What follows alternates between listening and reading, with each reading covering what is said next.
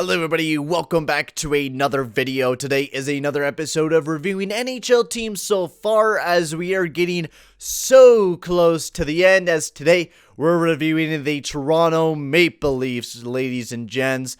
But before we get into that, I'd like to just say, if you are new to the channel, make sure to slap that subscribe button and hit that like button as well. And if you like live streams and you like Twitch, make sure to check out my Twitch channel, as I've been doing live streams ever so often up on there. The link will be down in the description for that. So let's get into talking about the Toronto Maple Leafs offseason, as they had a little bit of a weird one. Not really weird, they actually had a decent one, to say the least. They did a lot of moves, trading away players that they don't need, but also picking up a lot of veteran leadership in Simmonds, Thorton, etc., etc. So let's get into talking about Dubas' offseason, because as you guys can see already, the roster doesn't look too bad. So let's get into talking about everything and absolute everything. So the first deal that they made, the very first deal that they made, was an absolute stellar of a move. This was during the playoffs still, as they traded away Kasperi Kapanen to the Pittsburgh Penguins for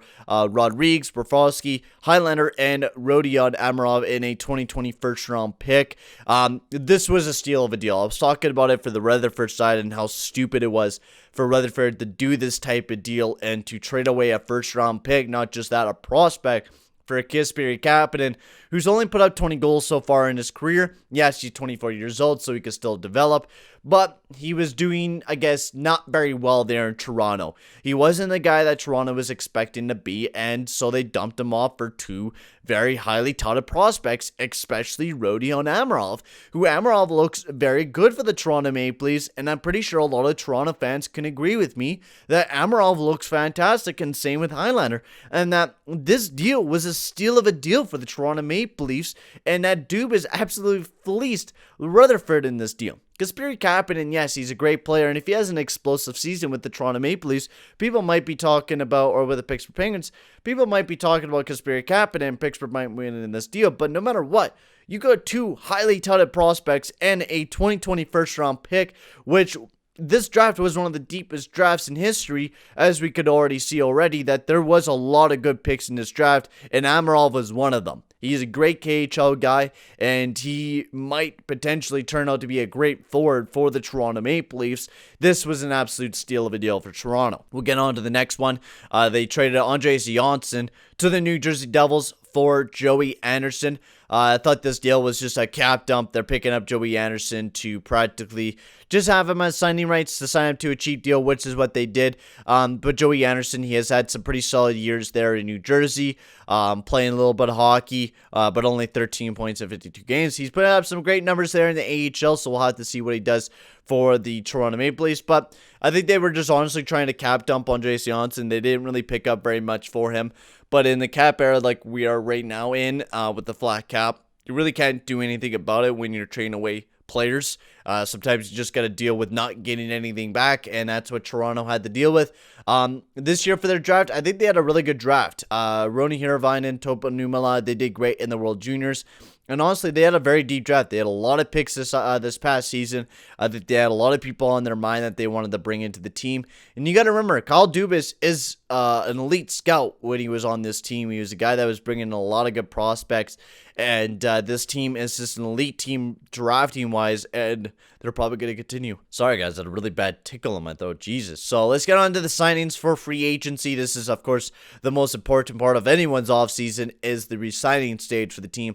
Now, they didn't have a lot of money, so they didn't really re-sign very many players. They got back Engvall, Jake Muzzin, he was signed in February, but during the free agency, they got Jason Spencer back onto a one-year deal, $700,000, and then they signed Wayne Simmonds. Wayne Simmonds, great player, love the guy, great physicality, but he's definitely lost his touch compared to when he was playing with Philly. Doesn't have that same offensive touch, doesn't have that same defensive touch. He's just overall not the same player Wayne Simmonds used to be, and I think they just mainly picked him up to be that bruiser out there, and just to make that $1.5 million, and to say, hey, bring leadership to the squad, bring some toughness to the squad, and I think that's what Wayne Simmonds might do. He might not be your strongest guy on the team. He might not be your strongest piece of depth, but he's going to bring some physicality that the Toronto Maple Leafs are in much need of. TJ Brody. I really do love TJ Brody. He's a left-handed defenseman that plays on the right side. He doesn't have that offensive touch as he used to be, and he could possibly bring that offensive touch back. But he really is a defenseman. He really does rely on that defensive working. And he played alongside of a great guy named Mark Giordano there in Calgary and made a great pairing. And now he most likely will be playing alongside of Morgan Riley, who Morgan Riley is the same type of defenseman as Mark Giordano, just a little bit younger and more focuses on his offensive side of the game. So when you play TJ Brody, a guy who's going to be making $5 million for the next 4 years. Now, the one big problem is he has a no movement clause, and okay, then it moves into a no trade clause. I thought it was a full-blown no movement clause. Good thing they had the deal structured the way that they have it is a very good deal. But TJ Brody's going to bring a lot of leadership into that squad too, and I think TJ Brody's going to be a key piece going forward for this year for the Toronto Maple Leafs. Zach Bogosian, another great signing there. His analytics don't show that he's as great of a defenseman as he used to be, but he's going to come in there. He's going to play that great 6th, 7th role, play great on the PK, and just be that solid defensive defenseman. That's what he was for the Tampa Bay Lightning. And if Sheldon Keefe is going to talk about doing 7 D-men, that gives you that option of now playing Travis Dermott, Mikko Lehtonen. You got that choice of playing 7 D-men in this upcoming season, especially when you have Rasmus Sandin, who could possibly jump into that roster as well for the Toronto Maple Leafs this season. Jimmy Vesey, I love Jimmy Vesey, actually. I think this is a very, very low-key pickup for the Toronto Maple Leafs. They're talking about playing him alongside Tavares and Nylander, I'm pretty sure, which is a really smart idea because this kid is offensive. He does have some offensive capability. He didn't do very well in New Jersey, or there in Buffalo, I mean, but he's done good in New York, and he's had some pretty good offensive number seasons. So I think Jimmy Vesey could be a very good pivotal piece. He's not that bad defensively, especially when you're paying him $900K. It's not that bad. Then they also picked up Aaron Dell. The big move was picking up Joe Thornton, which I think will be a great signing. He's still great defensively, he's still great offensively, and he's still great on the power play.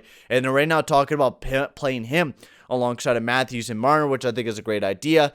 Mikheyev, they signed him for 2 years at 1.645, which was a steal of a deal. Mikheyev had a great offensive season last year, and not just that, he's a great third liner for the team. Just a great signing. And then Travis Dermott to another cheap contract, and then Matt Hutchinson and Anderson, they signed him up for a 3-year deal.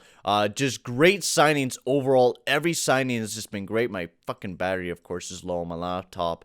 But every deal, it was just fantastic for the Toronto Maple Leafs, all up and down the roster. And this is the kind of lineups that they're thinking about doing, which Wayne Simmonds, perfect spot for him down that 4th line. I think that's a perfect spot for him. But you look at these lineups and you say that this is pretty damn good.